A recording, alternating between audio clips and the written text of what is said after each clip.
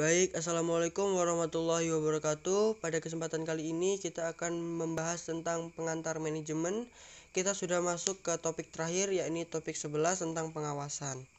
Pengertian pengawasan, pengawasan itu merupakan fungsi terakhir yang harus dilaksanakan dalam manajemen. Pengawasan adalah kegiatan manajer yang diusahakan agar pekerjaan-pekerjaan terlaksana sesuai dengan rencana yang ditetapkan dari suatu hasil yang dikehendaki. Pengawasan adalah fungsi manajer yang merupakan pengukur dan perbaikan dari pelaksanaan kegiatan-kegiatan dari para bawahannya agar supaya yakin bahwa sasaran-sasaran perusahaan dan rencana-rencana yang sudah dirancang dapat dicapai. Pengawasan dapat diartikan sebagai suatu proses untuk menetapkan pekerjaan, apa yang sudah dilaksanakan, menilainya, dan mengoreksinya, bila perlu, dengan maksud dan supaya pelaksanaan pekerjaan sesuai dengan rencana semula. Ada pula yang memberi definisi, pengawasan adalah usaha untuk dapat mencegah kemungkinan-kemungkinan penyimpangan dari rencana-rencana, instruksi-instruksi saran yang telah ditetapkan. Pengawasan adalah kegiatan manajer yang diusahakan agar pekerjaan-pekerjaan terlaksana sesuai dengan rencana yang ditetapkan dari suatu hasil yang dikehendaki. Tujuan atau fungsi pengawasan yakni adaptasi lingkungan, meminimumkan kegagalan, meminimumkan biaya, antisipasi kompleksitas organisasi. Kemudian terdapat hubungan sifatnya timbal balik antara perencanaan dan pengawasan dapat digambarkan sebagai berikut, yakni yang pertama ada standar-standar, kemudian pengawasan, kemudian perencanaan, dan kembali ke standar-standar. Yang di tengahnya itu ada pelaksanaan atau penyempurnaan umpan balik. Proses dasar pengawasan yakni establishment of standard, yakni menciptakan standar. Terus ada measurement of performance, pengukuran atau penilaian pelaksanaan.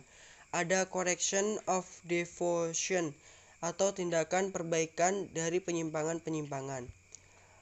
Terus terdapat juga standar pengawasan yakni standar fisik non moneter, standar moneter, dan standar abstrak atau intangible.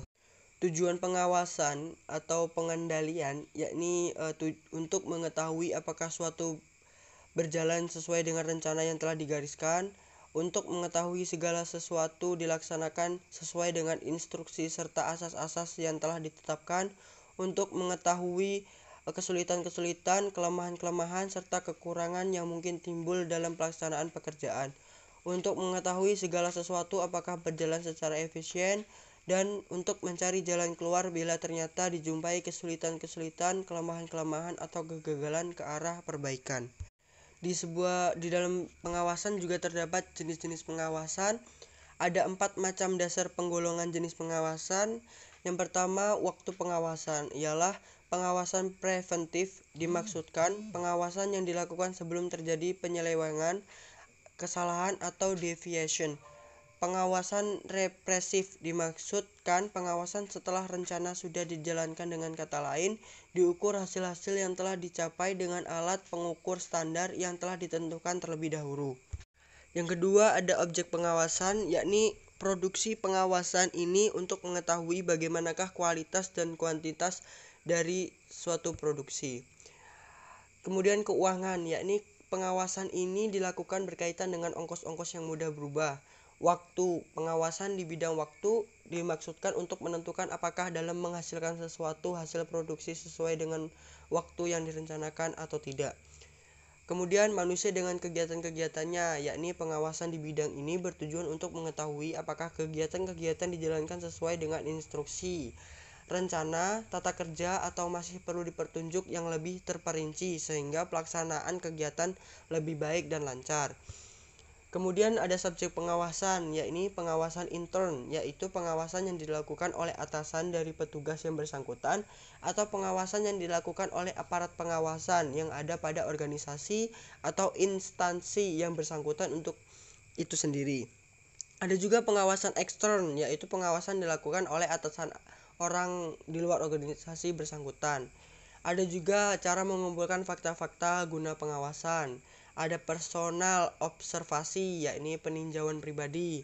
ada oral report atau laporan lisan, ada written report atau laporan tertulis, ada control by exception yaitu laporan dan pengawasan kepada hal-hal yang bersifat istimewa. Kemudian di dalam pengawasan juga terdapat syarat-syarat yang dimana pengawasan harus mendukung sifat dan kebutuhan daripada aktivitas. Yakni ada juga pengawasan harus melaporkan setiap penyimpangan yang terjadi dengan segera. Pengawasan harus mempunyai pandangan ke depan. Pengawasan harus luas dan fleksibel. Ada juga pengawasan harus serasi dengan pola organisasi. Pengawasan harus ekonomis dan pengawasan harus mudah dimengerti serta pengawasan harus diikuti dengan koreksi atau perbaikan. Nah, terima kasih. Itu adalah tugas terakhir atau pembahasan terakhir mengenai pengantar manajemen, dan itulah penjelasan singkat mengenai pengawasan di dalam pengantar manajemen, dan saya berharap semoga video ini dapat bermanfaat buat menambah sedikit pengetahuan mengenai manajemen, dan saya mohon maaf jika banyak kesalahan kata dalam video ini. Saya ucapkan terima kasih dan salam sehat untuk kita semua. Wassalamualaikum warahmatullahi wabarakatuh. Sampai jumpa di video selanjutnya.